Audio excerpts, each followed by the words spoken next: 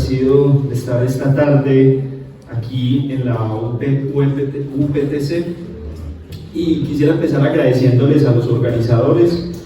a los compañeros del Consejo Estudiantil de Economía por esta grata invitación y especialmente, no lo he visto aún, a Andrés Maldonado, que es un compañero también de la Biblioteca Franz Kafka. Como se decía en la presentación, yo hago parte de esta biblioteca, que es un poco una biblioteca atípica en el sentido de que nos pensamos la relación con el conocimiento y con los libros desde una relación dinámica con el saber, desde formas de interacción con el saber que de alguna manera hagan llegar ciertas reflexiones y ciertas conquistas del conocimiento que son importantes y que han sido importantes en la historia de la cultura a cualquier persona, tanto en la universidad, pero también en otros espacios extraacadémicos. Y bueno, ya para entrar en materia, yo he querido plantear una inquietud que de hecho no es nueva, y es, digámoslo, desde una perspectiva de anhelar transformaciones sociales o cambios sustanciales en el mundo actual, a qué se le enfatiza una especie de cuestionamiento o de crítica, podríamos decir desde el ámbito de la economía política, si al neoliberalismo o al capitalismo. Quiero aclarar que detonar o de alguna manera formular esa inquietud, si o capitalismo o neoliberalismo, no es una pregunta casual, si bien como les decía no es nueva, pero no es casual en el sentido de que siempre toda discusión terminológica tiene un ambiente de época, es decir, el uso de ciertos términos no se hace de forma gratuita o ingenua. Y para decirlo más precisamente con lo que me interesa plantear o suscitar el cuestionamiento hoy, es que en muchas ocasiones, cuando habría que especificar qué actores, con qué intenciones, se cuestiona dinámicas, sobre todo en el ámbito financiero del neoliberalismo, pero se deja de lado un cuestionamiento al capitalismo. Y yo creo que si uno sigue una historia, incluso desde el mismo surgimiento o desde cuando se tipifica el surgimiento del neoliberalismo, es decir, finales de los años 60, comienzos de los 70, una agudización en los años 80 del siglo XX, uno puede identificar bien una especie de continuidad y que esas nuevas dinámicas que ahorita vamos a entrar en detalle, como lo pueden ser la internacionalización del capitalismo o la internacionalización del capital, que empieza una mecánica nueva, como les decía, desde finales de los años 60, es un proceso que de hecho estaba en el origen mismo del capitalismo, por lo cual surge la inquietud. Entonces, estrictamente hablando, ¿dónde recaen sus diferencias? A veces, digámoslo, no hay que cuestionar o no hay que ir como un ánimo, y yo quiero distanciarme radicalmente de eso, como de una especie de purismo teórico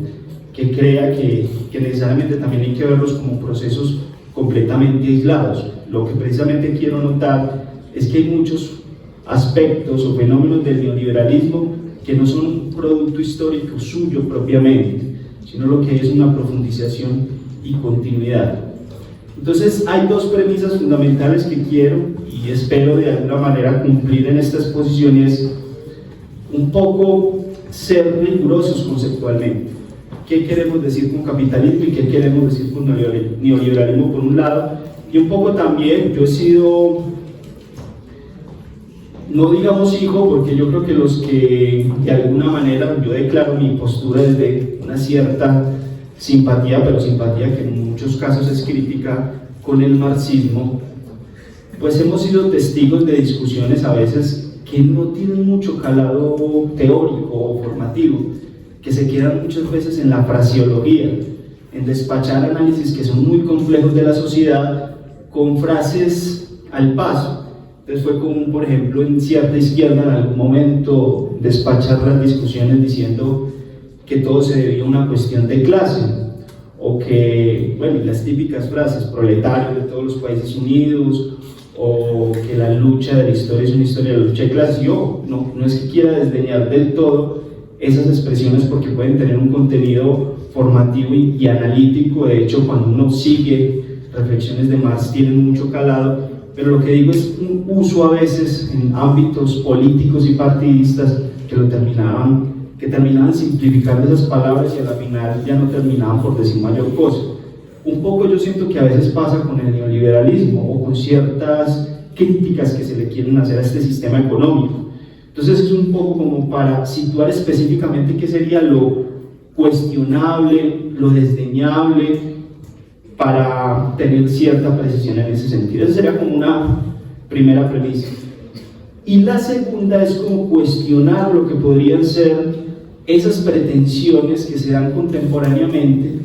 de dar soluciones capitalistas a los abusos y excesos del propio capitalismo, o que en muchos casos se denomina o se caracteriza esos abusos como neoliberalismo. En el fondo lo que quiero mostrar es que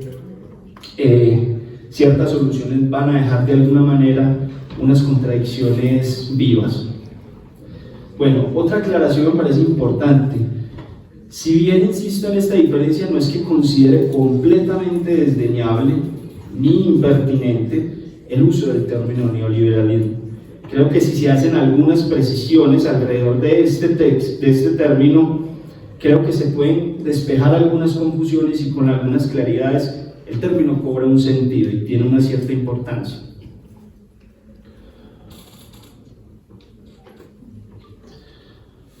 Bueno, yo creo que hay una confusión, si se quiere, equiparación, que no nos ayuda mucho.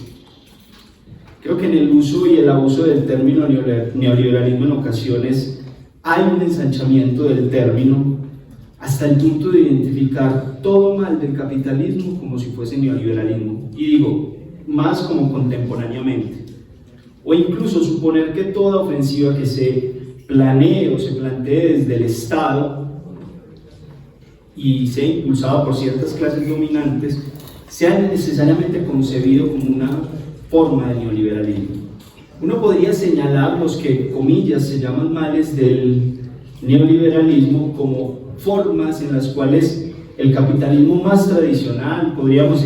decir el capitalismo decimonónico, ese capitalismo que describió Marx en los siglos XVII, XVIII, XIX y por supuesto en el siglo XX, pero ya digámoslo con otros analistas. Uno podría decir esos males que se les suelen adjudicar como los ajustes fiscales, como la desregularización o la flexibilización laboral, las políticas antiobreras, el ataque a los derechos sociales, esto que conocemos como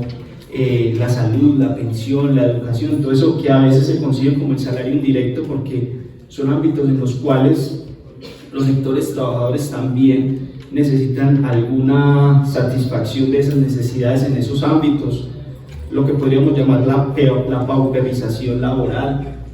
o salarial más bien, una reducción significativa permanentemente y progresiva de sus salarios,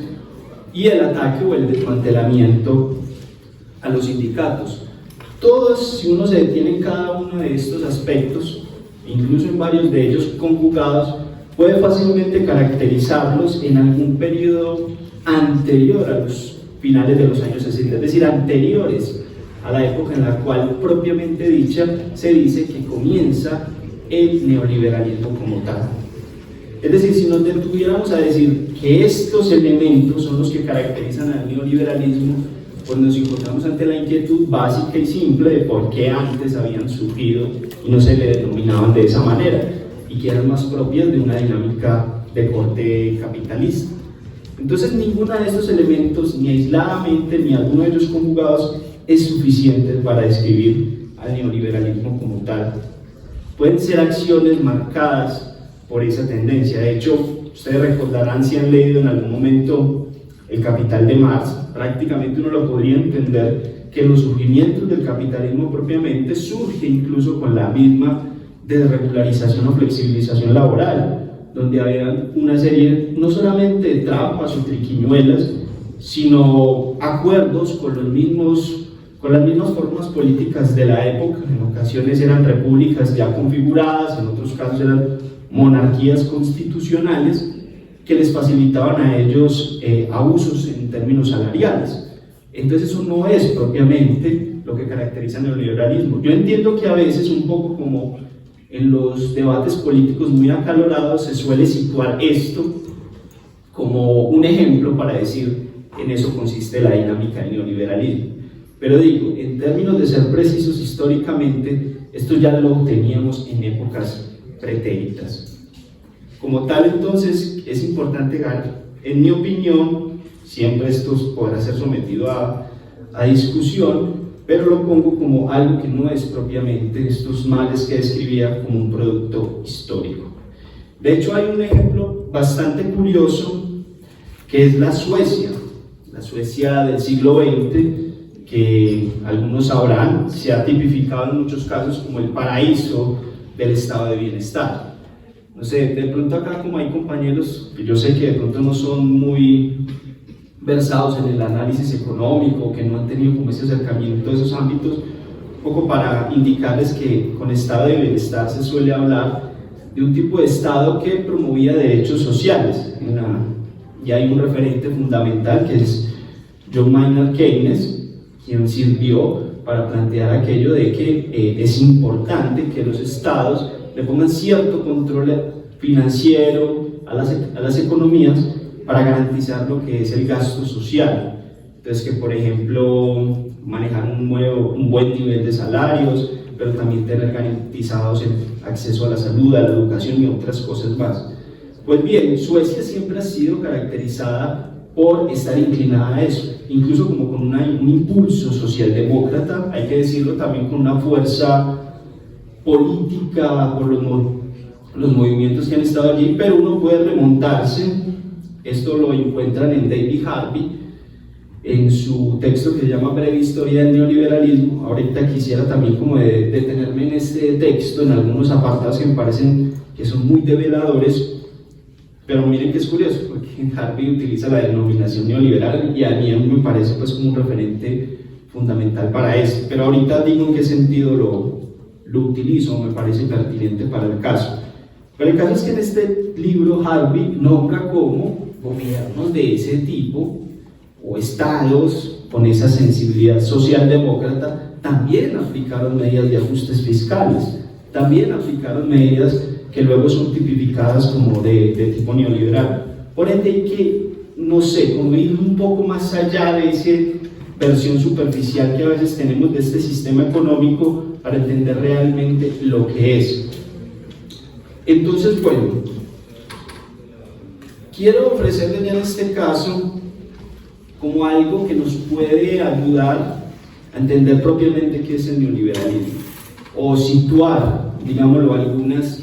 de sus especificidades de lo que es. Les propongo 3 acepciones, podrán existir más, estas que les voy a decir no necesariamente se contradicen entre sí, pero son 3 acepciones que he encontrado y que nos pueden ayudar un poco como a situar qué entender por el mismo. La primera es una noción del neoliberalismo que lo entiende como una ideología, consistente básicamente esa ideología en hacer identificar cualquier tipo de libertad social o humana con la libertad del mercado. Aquí de hecho me parece que es curioso, esto podría pasar más en un análisis de tipo sociológico y antropológico, que hay una lógica cultural que se empieza a promover con el neoliberalismo. De hecho, Friedrich Jameson la denominó en su momento como la lógica cultural del capitalismo tardío, que era el posmodernismo. Y es esta imposición o el imperio de que el individuo y su libertad pueden encontrar cierta satisfacción, y la economía de alguna manera es un ámbito donde se podrían expresar esas libertades. Esto tiene unas consecuencias muy particulares porque empieza a existir se acentúa, porque yo creo que eso uno podría también rastrearlo en tiempos anteriores, pero es como una especie de naturalización de las desigualdades, porque se empiezan a concebir las desigualdades sociales como un resultado, digámoslo, inevitable y natural de los individuos libres y puestos a la competencia económica, y como consecuencia de esa competencia, pues algunos salen mejor librados que los otros. Pero, insisto, siempre con una intención de hacer coincidir la libertad del mercado con la libertad del individuo. Esa noción la pueden encontrar en un autor que se llama Perry Anderson. La segunda noción del neoliberalismo es una que, como les digo, no necesariamente son definiciones que se contradicen entre sí, pero la otra propone el neoliberalismo casi como un proyecto antropológico, es decir, como un proyecto civilizatorio y de un tipo de ser humano que se quiere moldear, casi como una subjetividad en la cual el ser humano se prefigura a sí mismo como un empresario de sí, o más aún, como que todo el destino de lo que él es, de lo que él va a ser, depende de él. Eso también tiene consecuencias importantes, porque si digamos, si yo no conquisto un buen trabajo, yo no termino mi carrera estudiantil, yo no logro un buen salario, todo eso se empieza a instalar como responsabilidad del sujeto en sí. Y hay una especie de exculpación a la sociedad sobre sus condiciones de injusticia o de desigualdad. No se revisan esas condiciones en las cuales el individuo se despliega, sino que todo es una responsabilidad de sí. Y esto es importante porque yo sí creo que ahí hay una línea de indagación que nos puede mostrar que hay una época, particularmente desde los años 60 hasta acá, donde incluso esto tiene, digámoslo, y con todo el respeto pues de si hay compañeros psicólogos acá, pero la psicología de la autoayuda, ¿cierto? Esta autoayuda de tú puedes, tú todo lo puedes lograr, eso entra muy bien en ese ideario y en esa concepción neoliberal de un sujeto como empresario de sí mismo. Estas nociones la pueden encontrar en un autor que se llama Pierre Dardot. Y finalmente, que me parece que les decía ahorita de David Harvey, está la noción del neoliberalismo como un proyecto para restaurar el poder de clase. Y particularmente de un proceso que David Harvey llamará acumulación por disposición. Ese es un término muy interesante que uno podría decir, Harvey lo conecta con el concepto que utiliza Marx de acumulación originaria, el que tiene en el capítulo 24 del Capital. Pero Harvey lo va a conectar con otros 5 procesos más, no como un proceso originario. Recordarán ustedes, si han leído el texto del Capital, que Marx en alguna parte llega y dice que él quiere hacer una especie de analogía entre la acumulación originaria del capitalismo y lo que se concibe en el cristianismo como el pecado original. Y hay mucha sorna e ironía además, porque ese pecado original es como lo que no nos cuentan los burgueses, que estuvo en los orígenes de su acumulación de capital, que fue, y lo voy a caracterizar históricamente Marx ahí, que es lo que a veces, o lo que más le criticaba en ese entonces a los economistas clásicos, que les faltaba la referencia histórica, y es lo que él empieza a traer a colación, principalmente con Inglaterra, de cómo se dio la usurpación y la expropiación a sangre y fuego de millones de campesinos, para apropiarse de las tierras de ellos, y luego esos campesinos se convertirían en la masa de obreros que serían explotados en la ciudad. Eso lo retoma David Harvey, pero ya lo sitúa y lo conecta con 5 procesos más que él denomina la financiarización. Yo creo que ahí hay algo muy específico desde los años 60 que ahorita trataré de caracterizar, pero hay otros más que digamos ya estaban en ciernes en el capitalismo, que es la tendencia a la mercantilización de todo. El capitalismo no solamente ha explorado la mercantilización de objetos o de mercancías específicas como tales, sino del mismo ser humano. O sea, una sociedad en la cual alguien puede, como sin ánimo pues como de generar una especie de enjuiciamiento moral, pero por ejemplo las formas tan íntimas como la sexualidad están mercantilizadas en el capitalismo, y así otras cosas más. Harvey también denomina lo que es la gestión de las crisis, pero uno podría decir también la provocación de las crisis desde lo financiero, porque ese es un mecanismo, digamos, lo que ha explorado el capitalismo en su fase actual para generar formas de subordinación de los estados-nación a los dictámenes de las corporaciones financieras internacionales. Ahí, por ejemplo, hay una línea de indagación interesante. ¿Qué puede uno decir? Ahí encuentra uno algo específico de cómo sí funciona el neoliberalismo, o de una singularidad que previamente uno no notaba en otros procesos del capitalismo. Pero bueno, les quedo viendo como más detalles sobre ese concepto de acumulación por disposición de Harvey, pero si uno quisiera entender las formas en las cuales se está generando, o más bien se está extrayendo las riquezas de una nación a otra, cómo es que ciertas sociedades quedan un poco como engarzadas en procesos de dependencia, yo creo que ese concepto de Harvey, acumulación por disposición, es muy pertinente. Ahora, miren que estas tres definiciones que les he ofrecido muy sucintamente, muy genéricamente, en su gran mayoría se detienen en procesos culturales o de corte ideológico, que, ojo, no les quito para nada ningún peso, pero a excepción de la indagación que realiza Harvey, las otras no tienen mucho énfasis en aclarar las formas, la operatividad, digámoslo, económica propia del neoliberalismo. Incluso, por eso también traía la acotación de Marx, porque miren que Harvey lo que está haciendo es una especie de reactualización del concepto de Marx de acumulación originaria, y lo empieza como a aterrizar y ubicar entonces en tiempos contemporáneos.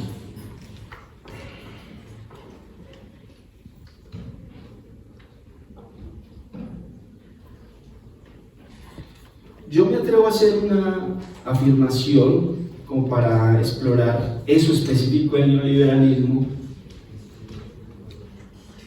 y es que en el ámbito de su funcionamiento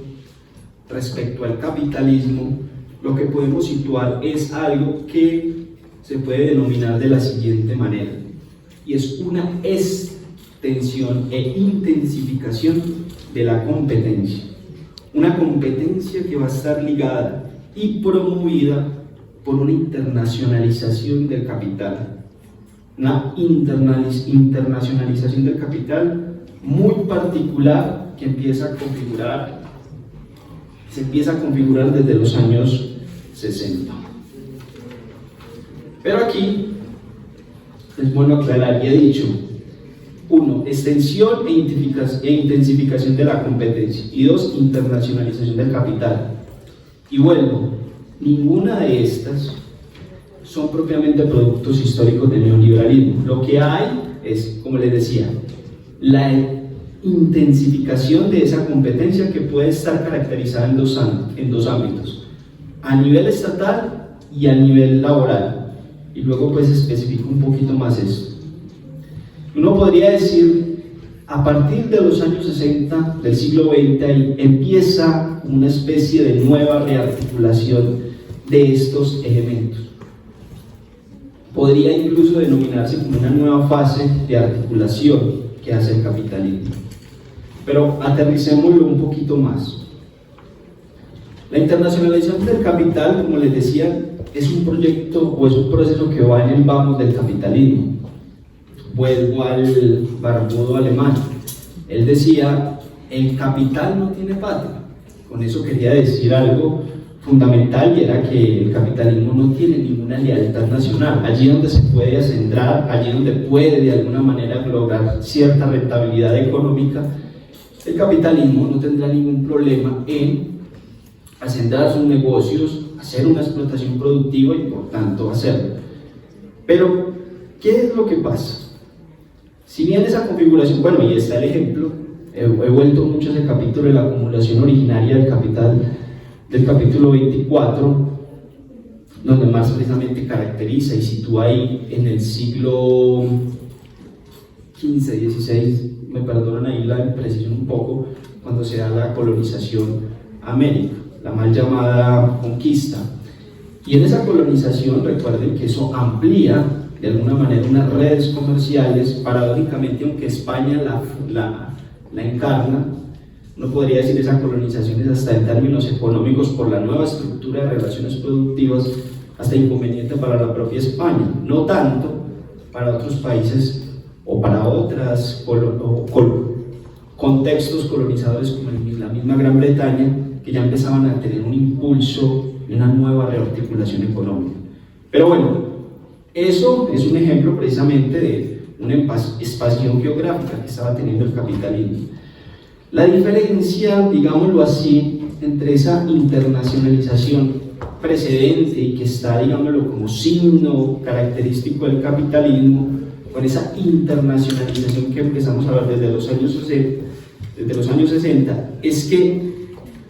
hay una afectación muchísimo más, por eso decía que es intensificación y extensión, porque esa afectación comercial, financiera y productiva es muchísimo más directa. Anteriormente uno podría decir esa afectación habría sido parcial e incluso los estados nacionales, a partir de sus propias políticas internas, habían encontrado alguna manera de contener las tendencias un poco abusivas que podía tener el capitalismo. Eso empieza a modificarse. Y esta internacionalización está ligada a otra cosa que seguramente conocerán, que es la deslocalización o la desterritorialización del capital. Esto, para ejemplificarlo, es, como decía ahorita, un asentamiento ya más pronunciado que empieza a ser los capitales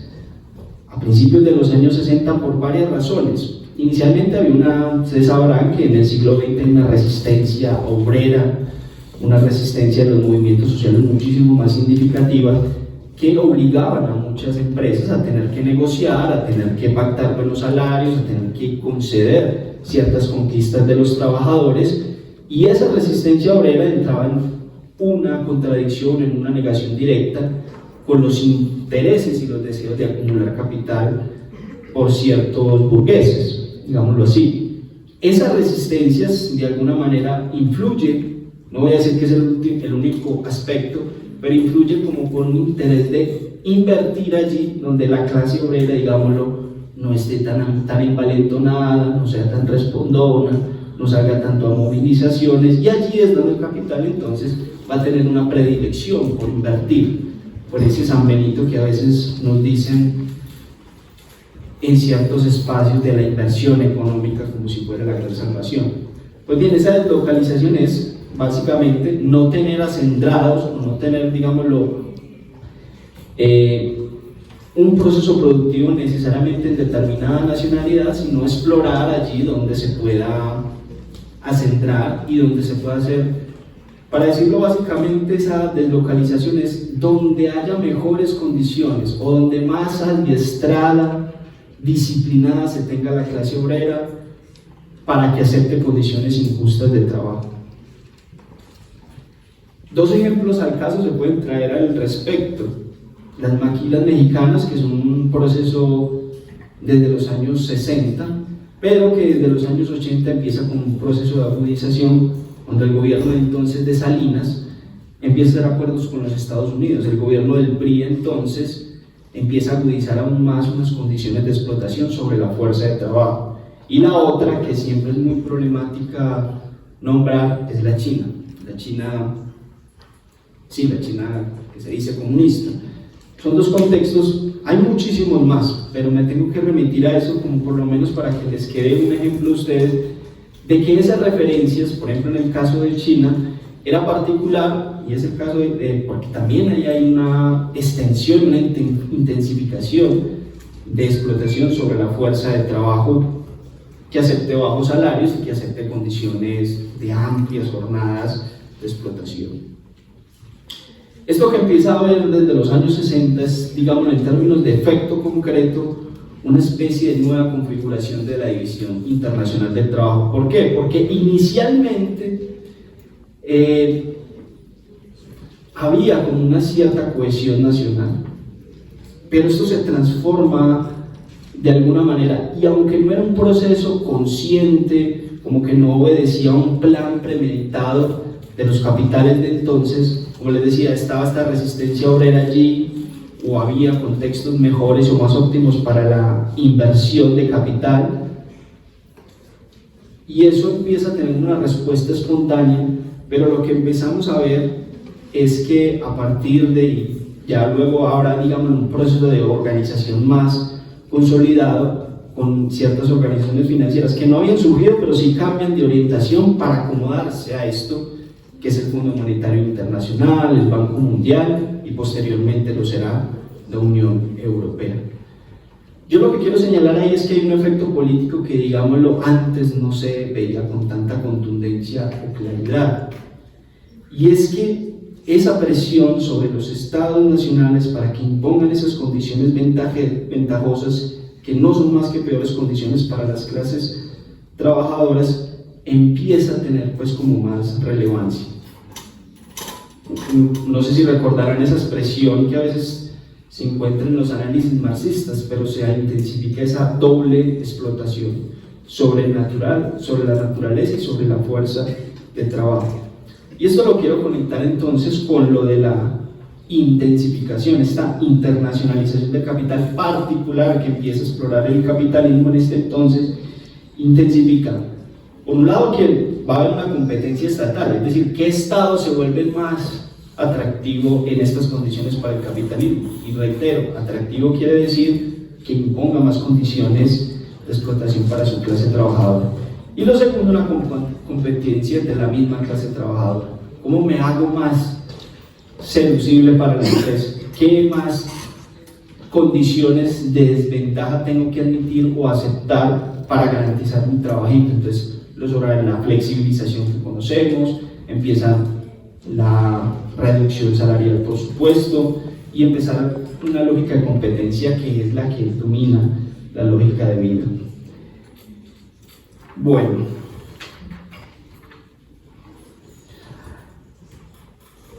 ya dije, hay un proceso de institucionalización internacional, desde lo cual esta internacionalización se organiza aún más, se refuerza esa tendencia hacia el acumulamiento de capitalismo, y entra algo muy particular, y es la capacidad de coacción que estos mecanismos financieros logran tener. Y esto se caracteriza básicamente por lo que sabemos de las deudas, o cuando determinados países, por alguna crisis económica, cometen ese grave error de solicitarles al Fondo Monetario Internacional u otras entidades que manejan estos grandes recursos, que les den un apoyo para salir de esas crisis. Aquí es lo que les recordaba ahorita con Harvey, entra eso entre la gestión y la provocación de la crisis. ¿En qué sentido? Cuando muchos de los países entran a solicitarles a estas entidades financieras algún apoyo por las crisis económicas en las que están, estas instituciones financieras ponen como requisito el que si les van a hacer determinados préstamos lo hagan bajo las condiciones que ellos le imponen. Y esas condiciones en muchos casos está acompañado de que tengan que hacer los ajustes fiscales y toda la serie de políticas que van a entrar a imponerle más desventajas a la clase obrera o a sus condiciones salariales, a la reducción de los derechos sociales y como tal. Esa imposición, digámoslo antes, no podría uno concebir que no se daba de una manera tan directa de ciertas entidades financieras. Y eso tiene un efecto político muy concreto, porque tendrá que ver con el hecho de que cuál va a ser la autonomía de un Estado-nación cuando una organización de estas financieras entre a exigirle determinados compromisos. Eso supone, y es como lo ha denominado muy bien la hija de Karl Polanyi. Sabrá que Karl Polanyi escribió ese texto maravilloso que se llama La Gran Transformación,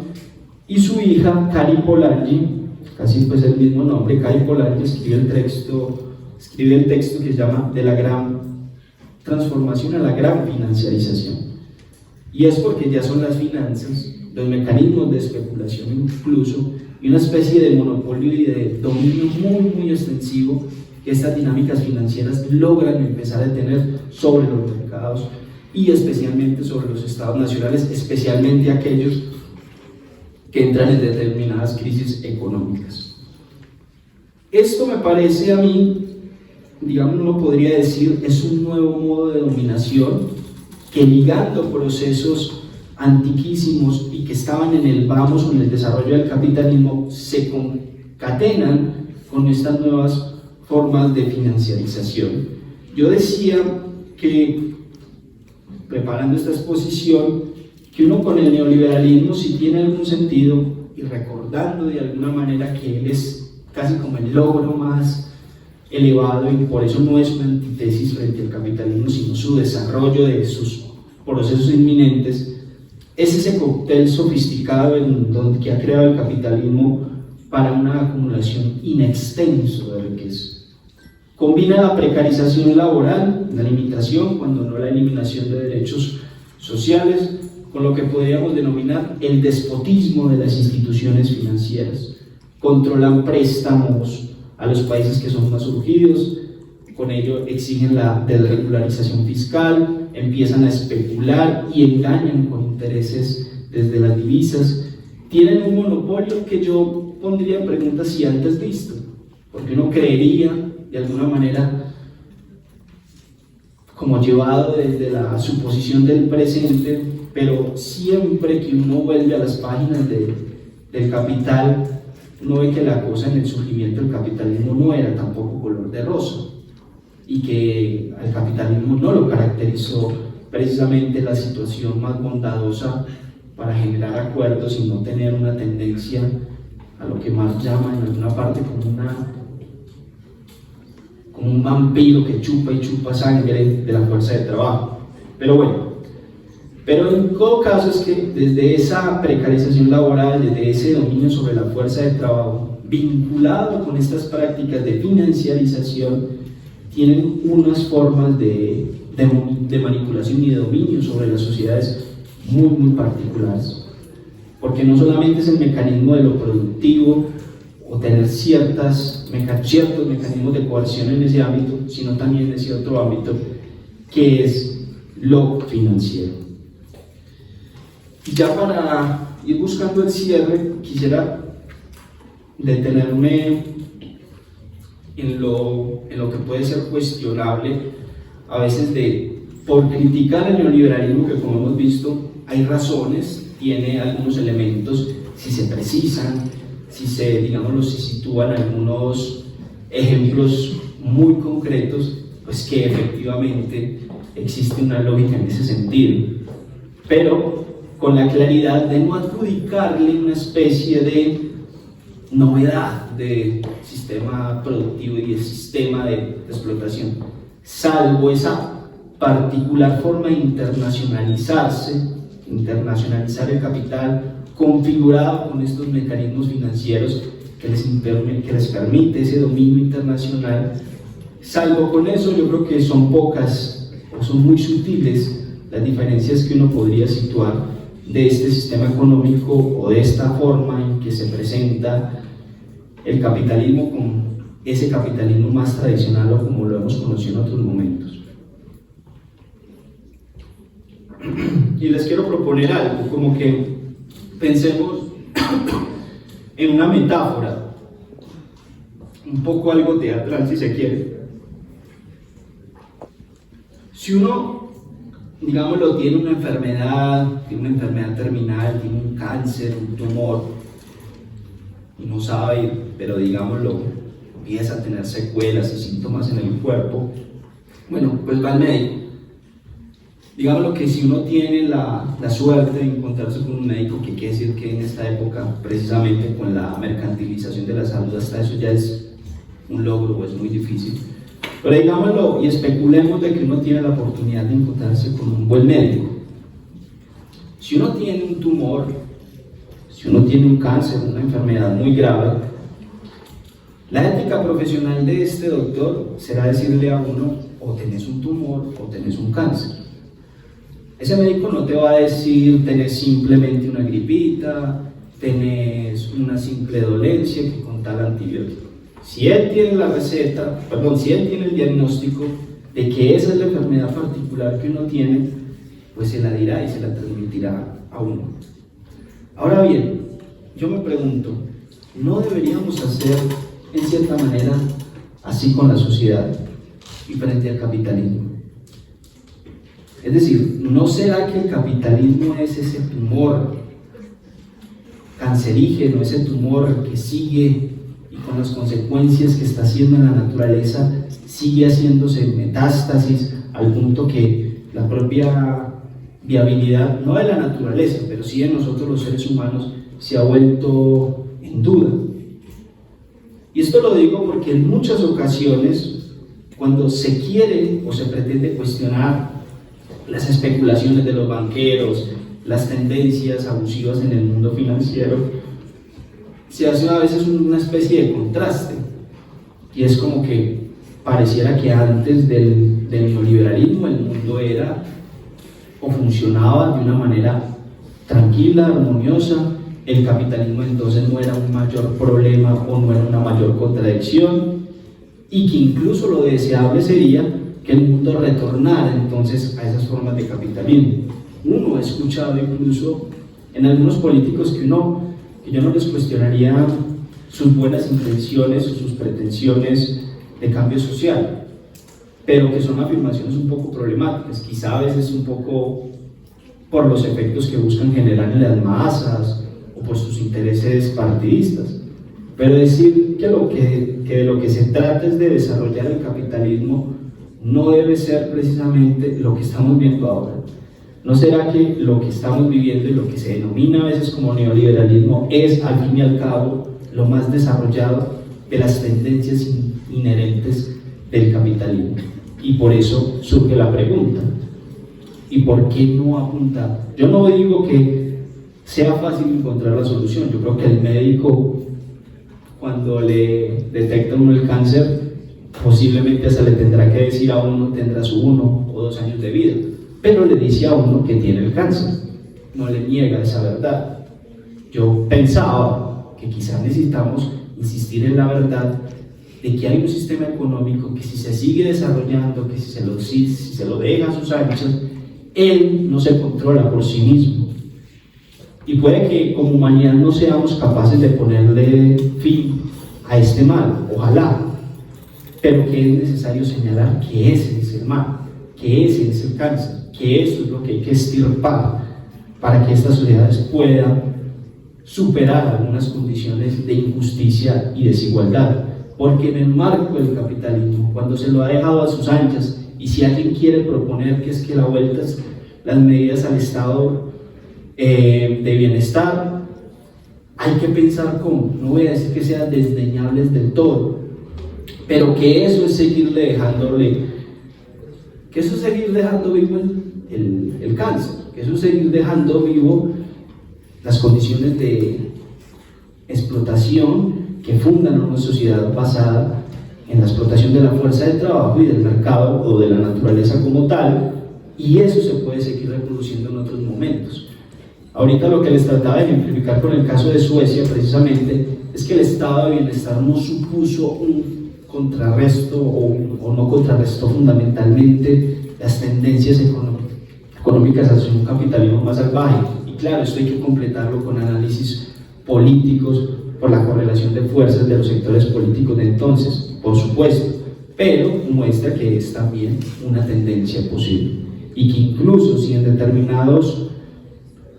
contextos de gobernanza, en la correlación de fuerza que se tenga con los defensores de del capitalismo y de las condiciones de opresión más pavorosas, a veces en ocasiones haya que apuntar a una especie de, ¿cómo decirlo?, como de, digámoslo así, como un acuerdo en términos de un acuerdo transitorio en que sus condiciones de explotación o que sus tendencias a la privatización y mercantilización se limiten, aun cuando eso se haga. Eso no puede ser planteado, o me parece a mí, es dejar vivo aún un sistema económico que luego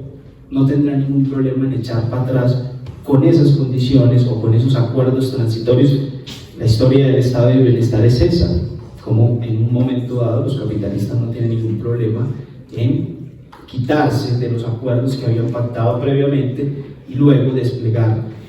de una manera más brutal unas condiciones de explotación. Bueno, quería señalar eso como la necesidad de señalar lo que podría ser esa crítica de raíz y que debería ser vigente y replantearse permanentemente, y no solamente lo que uno podría decir como los meros excesos o abusos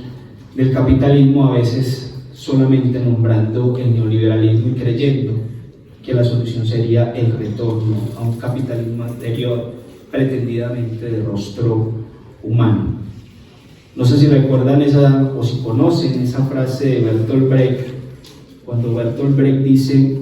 criticar el fascismo y no decir nada del capitalismo que genera es una hipocresía.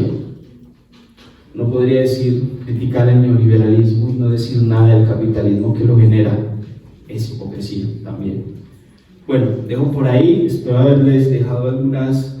reflexiones importantes y no sé si quisieran pues como plantear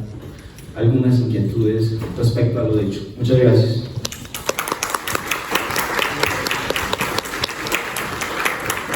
Seguimos con la pregunta.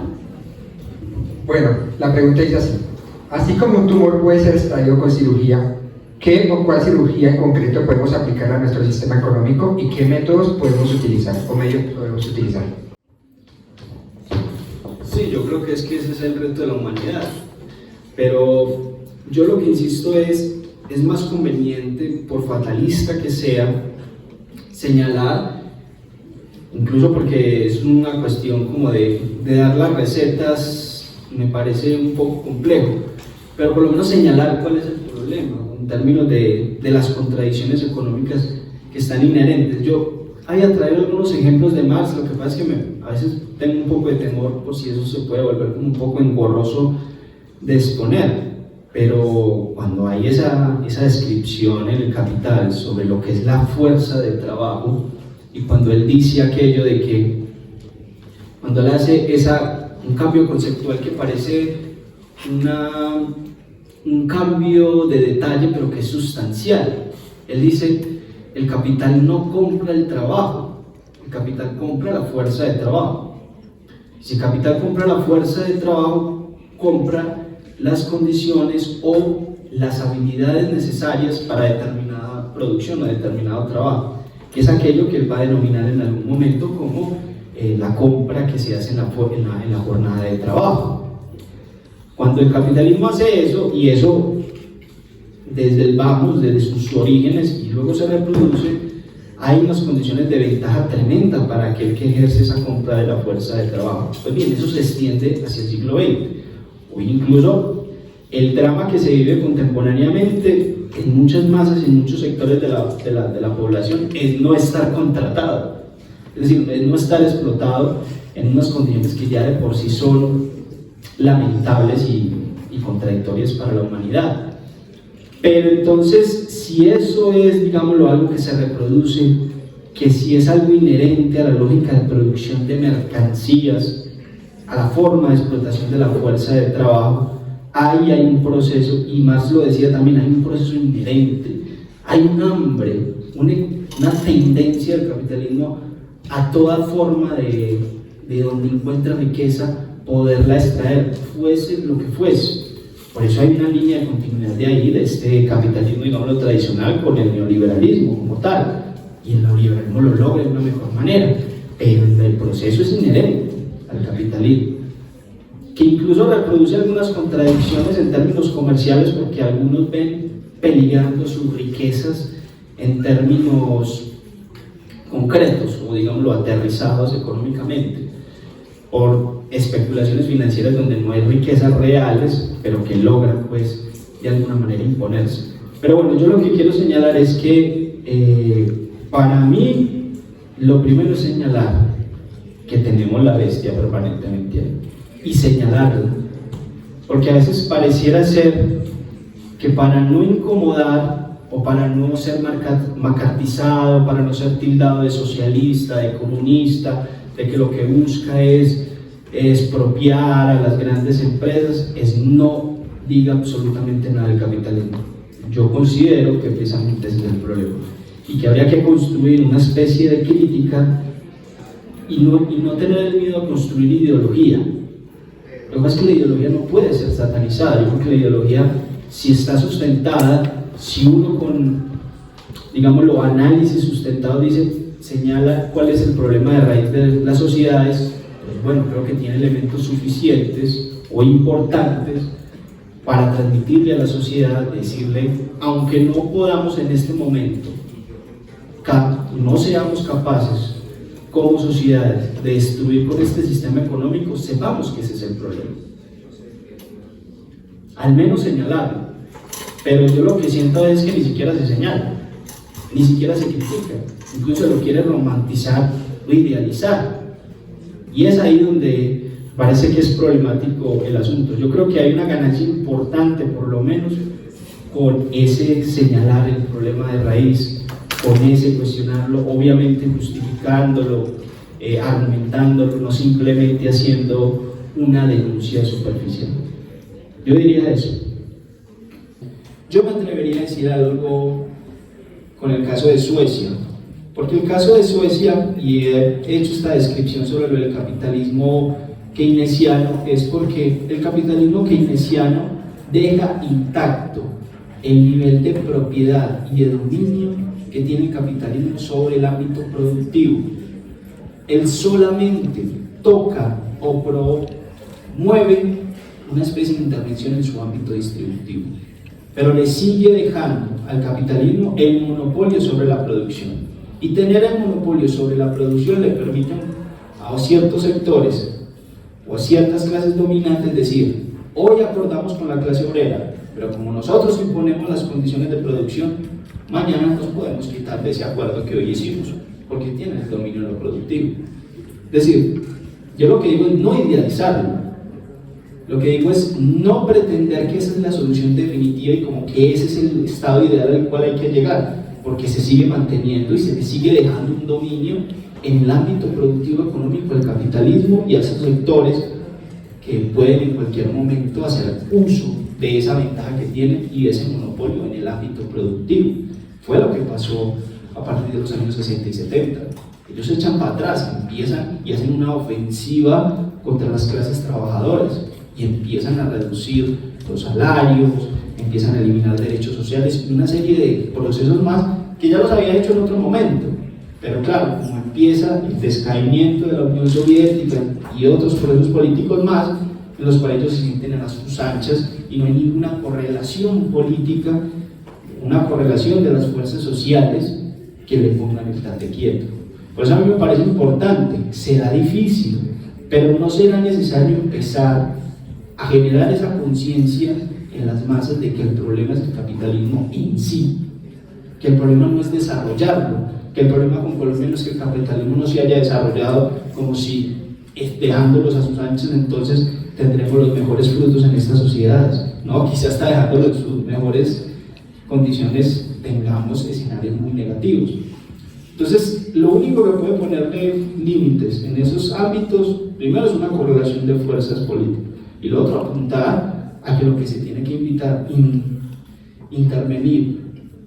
es al capitalismo en su nivel productivo. Y aquí termino con esto. Recuerden la definición de clase que hay en Marx. La definición de clase en Marx no se define en el mercado,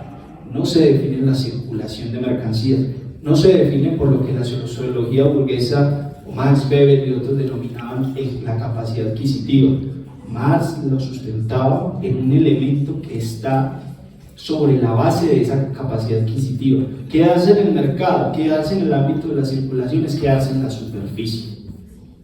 ¿Qué tengo que hacer yo en esta sociedad para tener el salario que obtuve? Eso es lo que se pregunta Marx. Y para Marx ese es el elemento central que fundamenta la clase social. Y es eso que tengo que hacer, es la relación con lo económico productivo. ¿Yo por qué puedo ir, no sé, a determinado almacén a comprar determinadas marcas? ¿Y por qué a otros no? ¿Por qué en vez de ir, no sé, en vez de ir al Viva de allí, por qué voy a comer a la señora del kiosco que vende las empanaditas? Y a su vez conectémoslo. Es por una capacidad adquisitiva, pero yo qué hago en la sociedad, ¿qué produzco? Si es que produzco, pues porque sí, a veces el tener el trabajo es lo complejo, pero ese nivel adquisitivo que logro es por mi hacer en la sociedad, es decir, por mi actividad productiva. Y la actividad productiva define muchas cosas.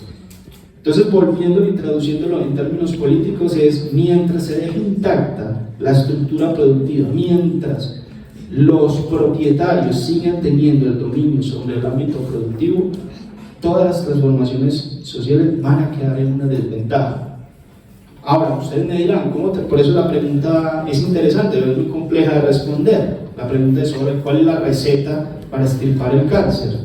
porque es que traduciéndolo políticamente, eso no se resuelve en un escritorio, ni con un análisis muy acertado, ayuda, pero teniendo un análisis por muy acertado, muy elaborado que se tenga, cuando va a hacerse la traducción en lo político, por ejemplo, toca arreglar con los burgueses. Pero ¿qué elementos adicionales tenemos que tener? Una fuerza política potente que le dé respaldo a esas búsquedas de transformaciones que se esperan. Si no, efectivamente se va a quedar a merced de la voluntad de ciertos sectores dominantes. Yo señalaría eso, es fundamental ese ámbito, o señalar ese aspecto, y por lo menos empezarlo a transmitir también a la sociedad, de que tenemos ese monstruo ahí permanente.